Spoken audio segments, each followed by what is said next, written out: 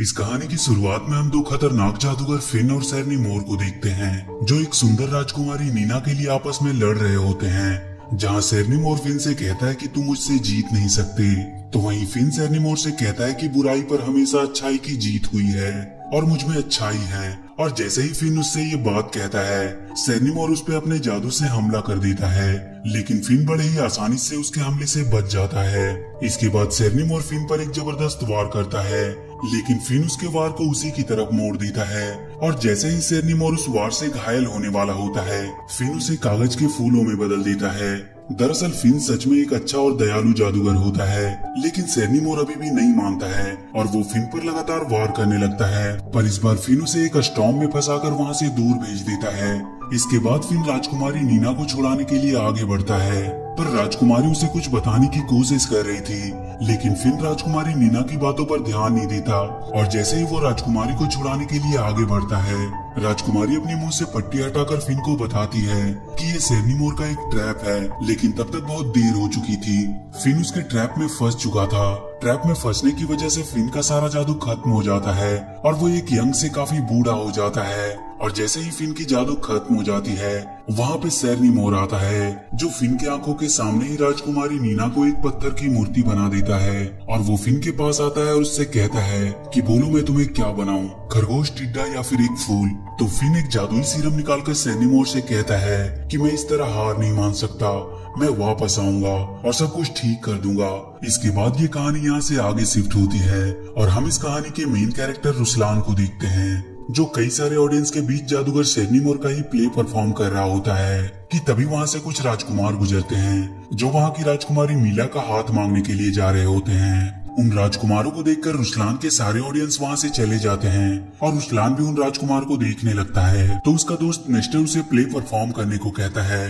अब play perform करने से क्या फायदा जब ऑडियंस चली गई थी और उन्हें ना चाहते हुए भी प्ले को रोकना पड़ता है।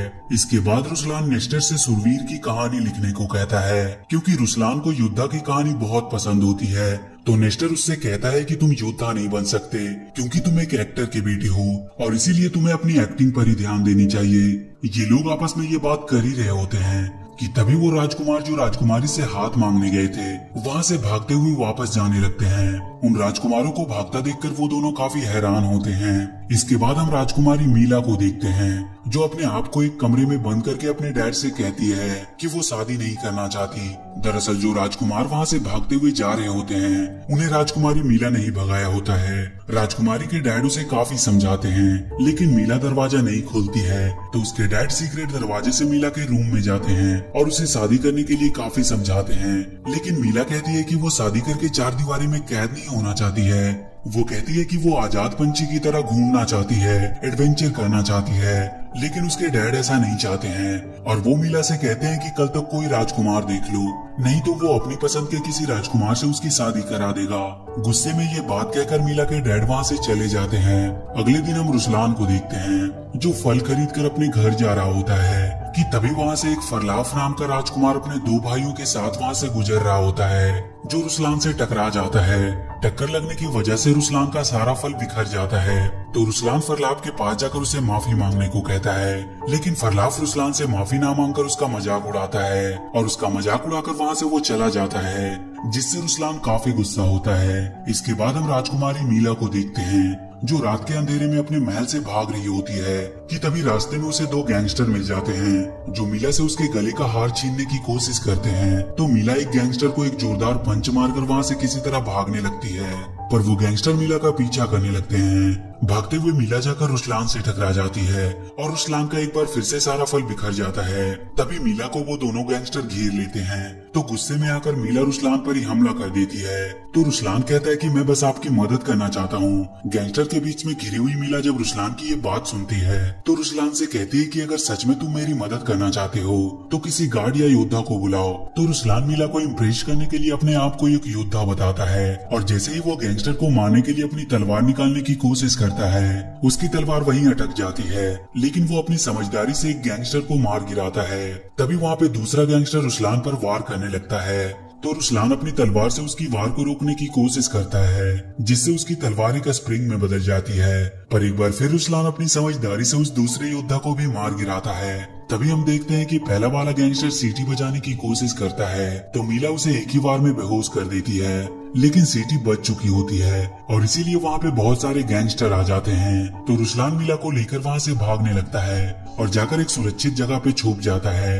और जब सारे गैंगस्टर वहाँ से चले जाते हैं तो रुसलान मीला को लेकर अपने घर चला आता है और मीला से पूछता है कि तुम इतनी रात में क्या कर रही थी। इस पर मीला उसे बताती है कि वो अपनी असली जिंदगी जीने के लिए घर से भाग आई है और अब वो बिल्कुल आजादी की जिंदगी जीना चाहती है।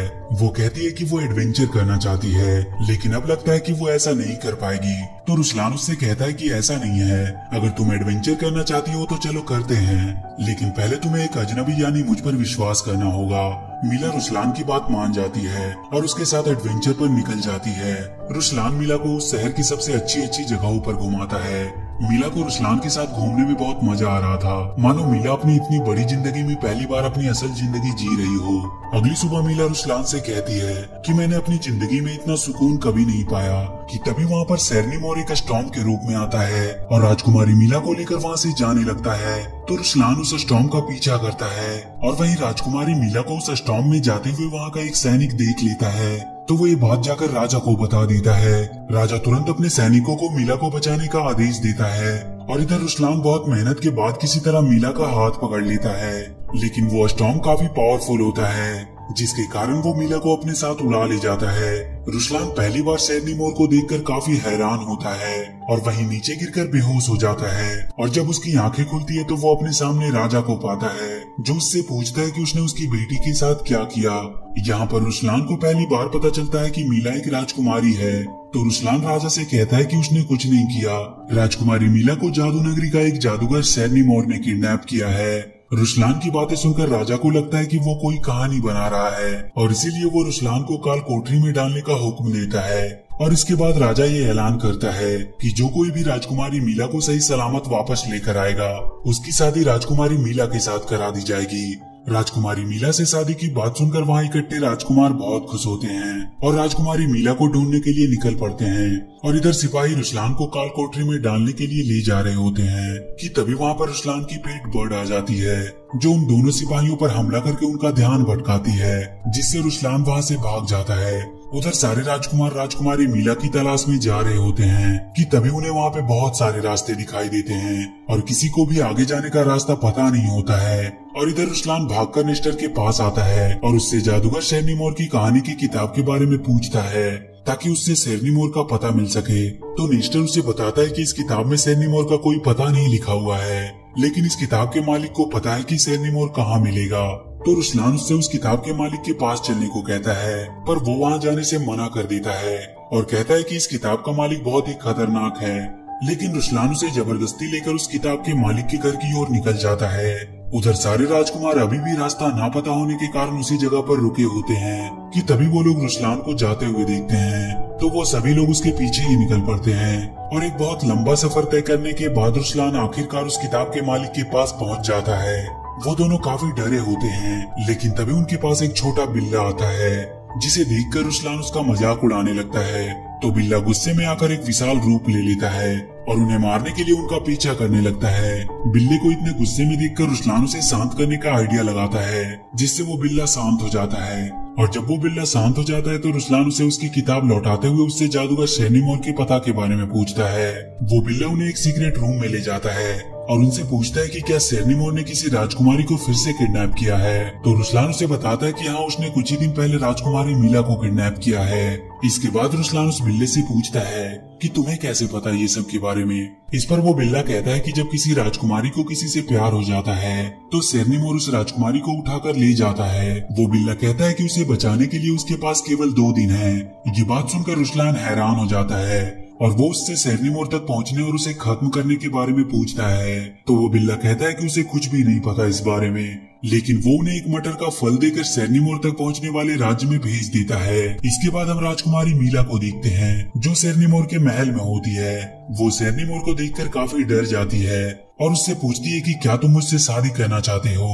इस पर सेरनी मोर कहता है कि वो उससे शादी नहीं करना चाहता, बल्कि वो उससे प्यार की ताकत छीनकर उसे एक पत्थर की मूर्ति बना देगा।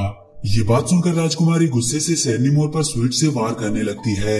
इस पर शेरनी मोर भी राजकुमारी पर वार करता है और इसी लड़ाई के बीच शेरनी मोर गलती से अपने कैप से राजकुमारी मीला पर वार कर देता है। तो राजकुमारी जब उस कैप को लगाकर उल्टा करती है तो वो गायब हो जाती है। इसके बाद वो शेरनी मोर से बचकर वहाँ से निकल जाती है, पर शेरनी मोर अपने स्वीट्स को मीला पर नजर रखने को कहता है। और इसके बाद शेरनी मोर अपने जादुई मिरर में देखता है कि रुसलान उसके राज्य में आ चुका है। रुसलान को अपने राज्य में देखकर शेरनी मोर बहुत खुश होता है। इसके बाद हम उन राजकुमारों को देखते हैं जो रुसलान का पीछा करते हुए उस बिल्ले के घर पहुंच जाते हैं। तो वो बिल्ला उनका भी वही हाल करता है जो उसने रुसलान और उसके दोस्तों का किया था, लेकिन फरलाफ किसी तरह अपने भाइयों के साथ शेरनी मोर के राज्य में चला जाता है।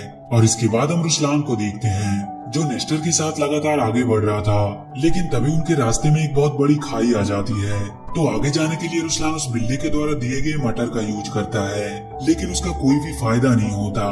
तभी उस मटर को देखकर एक रैट तेजी से उसकी ओर बढ़ने लगता है और जैसे ही रुसलान उस मटर को नीचे रखता है तो वो रैट उस मटर को लेकर वहाँ से भागने लगता है। वो उस रैट को पकड़ने की बहुत कोशिश करता है, लेकिन वो रैट उन्हें चकमा देकर एक पेड़ पर चढ़ जाता है। तो रुसलान उसे पकड़ने के लिए उस पेड़ पर जाता है और इसी बीच वो रैट पेड़ से नीचे गिरने लगता है, लेकिन अगले ही पल वो रैट हवा में उड़ने लगता है। उड़ते हुए रैट को देखकर रुसलान काफी हैरान होता है, पर तभी रुसलान की बर्ड उस रैट से मटर को लेने की कोशिश करती है, लेकिन किसी वजह से वो रैट उस खाई में गिरने लगता है। पर रुसलान उस रैट को पकड़ लेता है। इसके बाद रुसलान अपने बर्ड से उस पार जाने की बात करने लगता है। तो वो रैट उस पार जाने की बात सुनकर खुश हो जाता है।